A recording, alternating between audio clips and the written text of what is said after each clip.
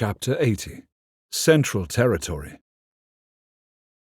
It was the youngest of the matriarchs who was at his family's door, the one that was closest to his sister's age. Her hands were gripped behind her, and she was swinging back and forth as if nervous and needing to burn off some of the excess energy that filled her. Her patterned red dress flared out with every movement. She was also scrunching her toes against the bottom of her sandals. He wondered if she was a little cold in High Reach, where despite the days being warm, the interior of the castle was always cool. Maybe that was why she moved rather than nervousness. After all, she was a matriarch, no matter how young, and he was, well, him. "Hello," Caden said with a smile. "I heard you were looking for me." Her large, dark eyes were fixed upon his face. That smile had her swaying, pausing for a moment. "Hello? Yes, the Queen wishes to meet with you, King Caden." Again with the King Caden. The swaying started again, but then jerked to a halt as she did a half curtsy to him, which had him feeling both touched and uncomfortable at the same time. "You don't need to do that," he told her with a wave of his hand. Her already large eyes widened, and there was another half sway. "Why not?" He wasn't expecting such a direct question. He opened his mouth, but nothing came out at first. Why not? Good question. Because he wasn't worthy of being curtsied to by anyone. Well, that was arguable. Iolaire was worthy, to be sure. Maybe simply being one of the 9 beings who ruled the world was reason enough for curtsying. That could be. It was the honor of the post instead of the person. He could accept that. So maybe he should get used to it. Maybe he would. Tomorrow. Or the next day. Or the day after that, but not right now. "Because it makes me feel uncomfortable," he confessed to her with a one-shouldered shrug. "I'd rather you just called me Caden." She considered this, not swaying, and then nodded. "Okay, Caden. I'm Dahab." "That's a pretty name," he said with another smile. She nodded, reminding him of Tilly in that moment so strongly, despite her being a matriarch. "It means gold." His eyebrows rose. "Very cool." Another nod. "Will you come?" "Yes, of course. Lead the way." Caden closed the door behind him and followed after her down the hallway. "I have a sister about your age." "Yes, Dahab's big eyes twinkled with delight. I have researched everything about you and your family." Caden blinked. "Everything, and, before or after you got here?" How many people knew he was the White Dragon Shifter before he announced himself? Was there anyone who didn't know?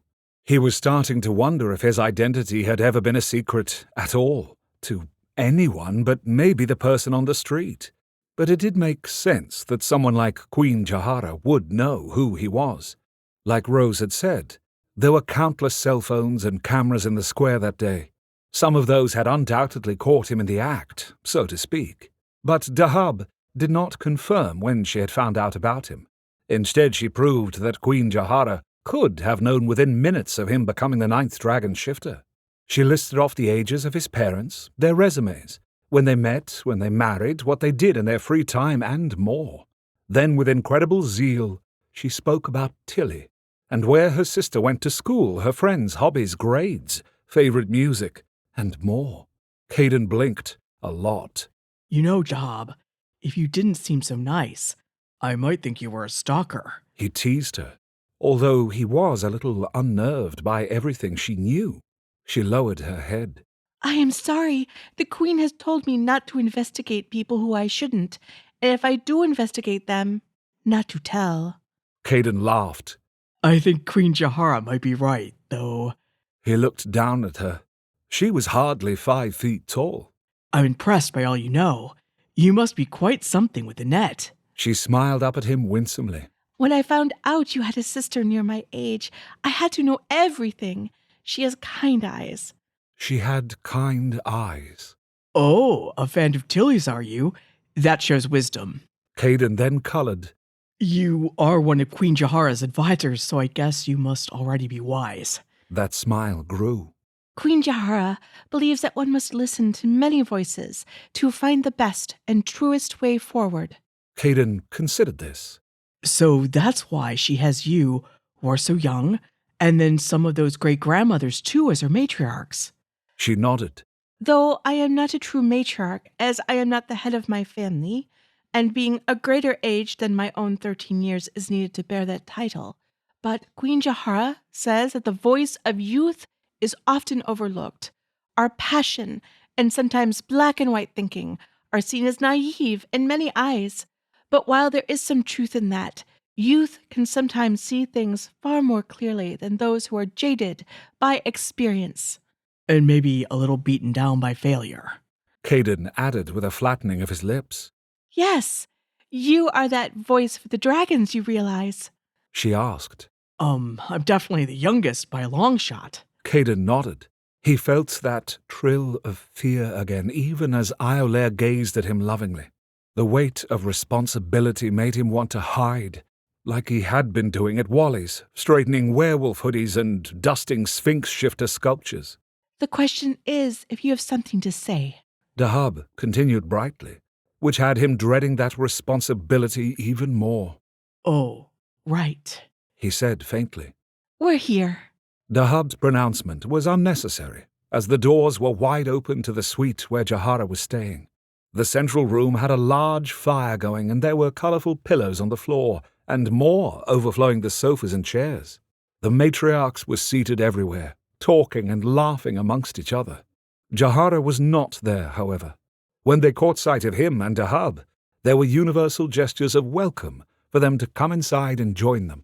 Caden pasted a smile on his face as he felt a little overwhelmed with all those eyes upon him. While some were seemingly filled with bland disinterest, others mild intrigue, and yet others with shrewd intent, he had a feeling that no matter what their outward level of interest indicated, that they were all watching him carefully. Iolaire's wings were twitching, and it was making soft chirrups. Yeah, I feel nervous too, buddy. A woman in middle age gestured for Caden to take a seat on a love seat that was opposite where all of the women were sitting. He would be front and center. Caden thought about saying he'd rather stand, or pretending to be Valerius and imperiously asking to speak to Jahara instantly. But he found himself sitting down with an embarrassing amount of alacrity, while Dahab sat on the arm of a nearby chair. His quickness in obeying did not go unnoticed. He's a polite boy. A matriarch with a grey stripe in her braided hair remarked. She was sewing together two bright pieces of cloth. And a pretty one. Another matriarch gave out a big belly laugh. A matriarch with half-moon glasses that gave off a blue-white light that accompanied phones and tablets. They must have been linked to the net. Gave him a sharp look. But has his beauty stopped him from developing his mind and his heart? Aye, the pretty ones get by on those looks alone. A matriarch in her 20s, with smooth and straight long locks, tilted her head to the side. She was a beauty herself, and used kohl to make her eyes appear cat-like. I'm not that pretty. Caden blurted out. That had a waterfall of female laughter, though not unkind, filling the air. Don't be mean. Dahab defended him. Caden is kind and brave, not just pretty. There were murmurs of agreement, which had Caden feeling very grateful to Dahab, one of the oldest matriarchs in the room, her hair in short white curls, and her nut-brown face so creased with wrinkles that her eyes were nearly hidden by them, said, Kindness and bravery are always valuable, but can be crushed by experience and cruelty. There were more nods and murmurs of agreement. Caden himself knew that was true, but he wanted to hang on to both those things as long as possible. He thought they served him well and were different from what the other dragons had to offer. Without intending to, and without even realizing he was doing it, he said that out loud. The oldest matriarch smiled so broadly that her face became one huge wrinkle, but it was a kind face. That is very true, and one may argue that balance above all things is necessary among the dragons. Caden leaned forward, elbows on his knees, curious what these women thought about the dragons. Do you think the dragons need balance? There was more delighted laughter. They need many things.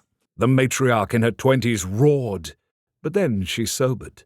Has not King Valerius been more active these few days you have joined with your spirit than the last decade? He doesn't really like people. Caden began. More trilling laughter that had Caden blushing and holding up a hand. That came out wrong, though it is true. Bright smiles flashed at him. The fuller truth is that he really wants people to govern themselves like they used to. That had the matriarchs falling quiet. Only the crackle and pop of the fire broke the silence. Finally, the shrewd matriarch with the electronic eyewear said, But things are not as they used to be. They will never be how they used to be. Acting like they are will not make it so. Caden chewed his inner cheek. I know that Queen Jahara has instituted many and needed changes to her territory. Are you sure that every dragon should do the same? You think that other dragons are not as wise as our great queen. For if that is what you mean, I am well in agreement. The matriarch who had called him pretty remarked with another belly laugh. He flashed a smile, before becoming serious himself again. Maybe we should add wise to kind and brave to describe King Caden. There were smiles all around, and not in mirth. Was this a test? He asked, as he straightened up and looked at them all. We are trying to take the measure of you. The oldest matriarch answered. Is that a test? Or is that just revealing the truth about you? So there are no right or wrong answers then? Caden asked. There's only you, King Caden. Who you are, what you believe, what you wish to do, what you will do. I've just decided to accept this. Caden gestured to himself as if he were indicating something physical that had changed about him, though he still looked as he always had, except for the eyeshine. I've been pretending that nothing has changed since I joined with my spirit. The matriarchs listened intently. I know how foolish that sounds and was. Caden let out a dry cough laugh. But when I think about what being a dragon shifter means, I understand why I didn't want to accept it. Iolaire is wonderful. Valerius is... He rubbed his chin as a ridiculous smile crossed his face. Well, I would never change meeting him. Without all of this happening, he and I wouldn't... Well, we wouldn't have met. He stared past the matriarchs to the dark balcony and wondered if Jahara was there, listening. He decided that it didn't matter. Whatever he passed on to the matriarchs would make its way to her. Dahab tells me that Queen Jahara sees worth in the voice of youth and experience.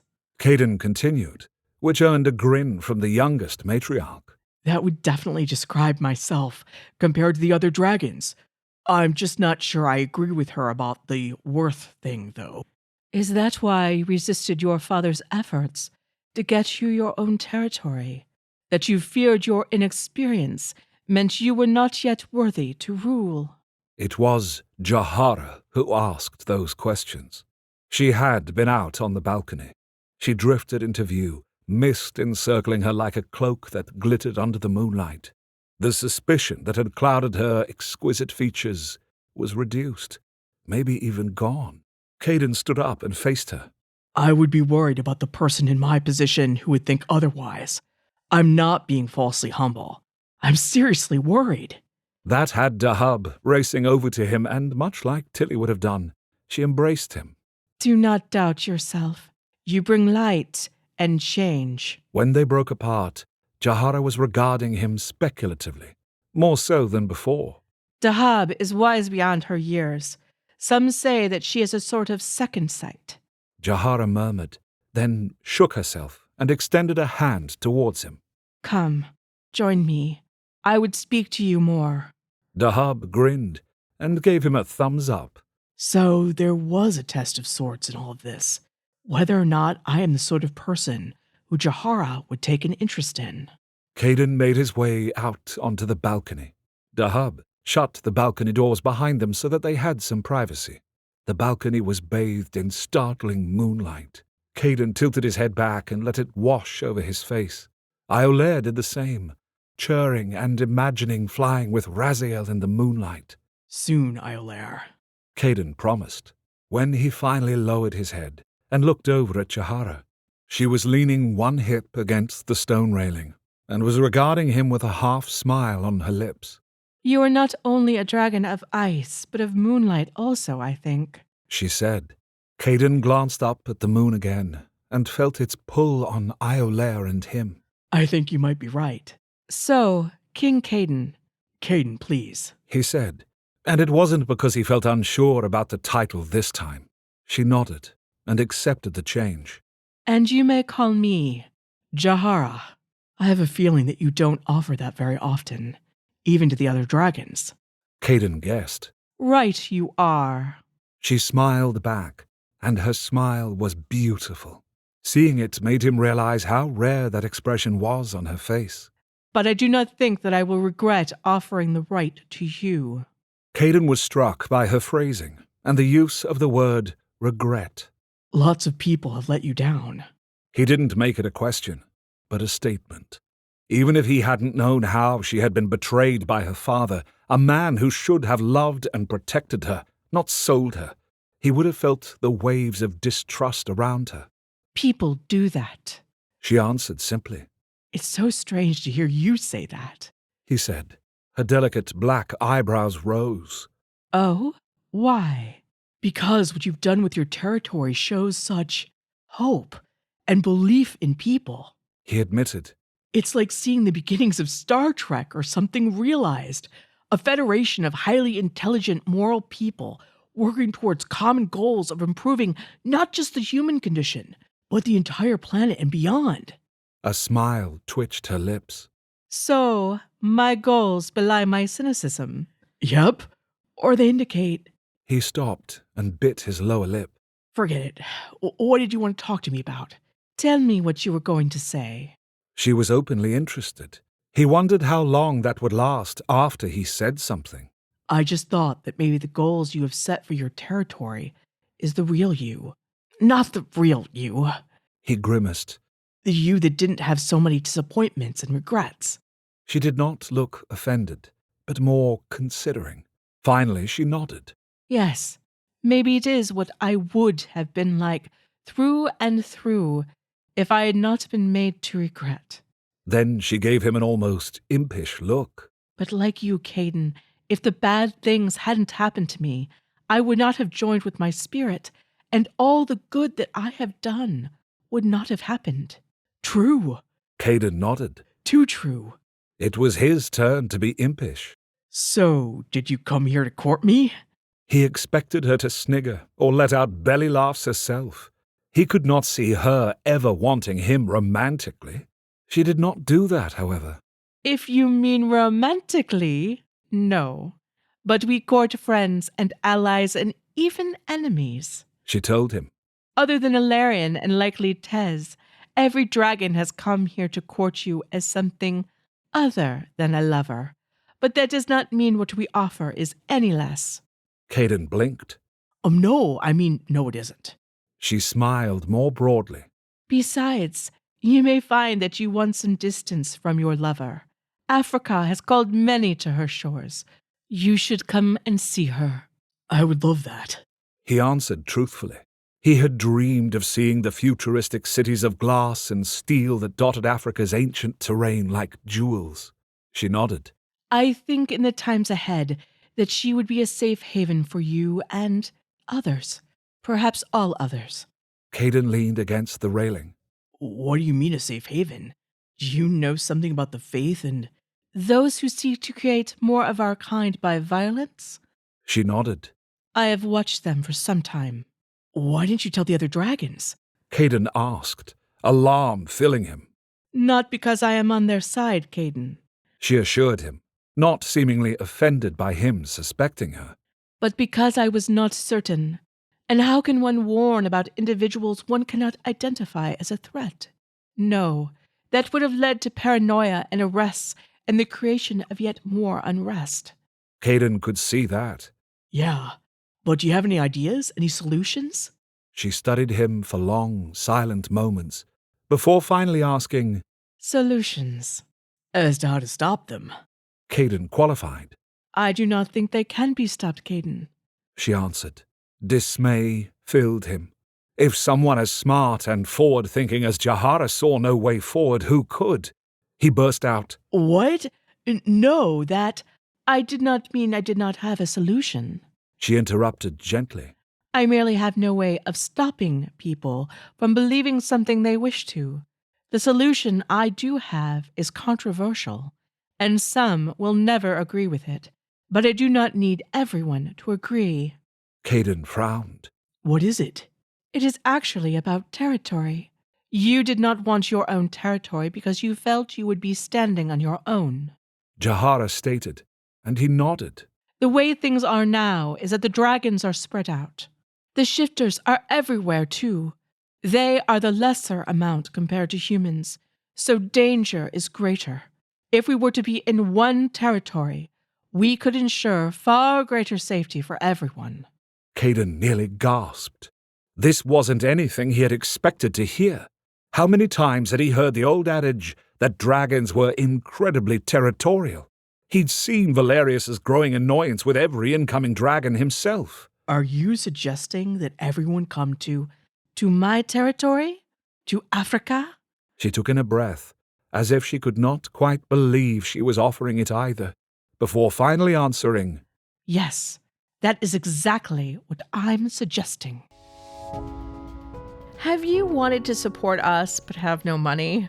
There is a very important way you can help us out. If you know one person who would truly enjoy this story, send them to the first episode. Since gay romantic audio stories are not exactly mainstream content, it's hard for people to find us in a world where Mr. Beast challenges and true crime podcasts reign over us all. But by recommending us, you can help the story get discovered and help someone in your life find what might be their next fiction addiction. I'll post a link to episode 1 in the notes.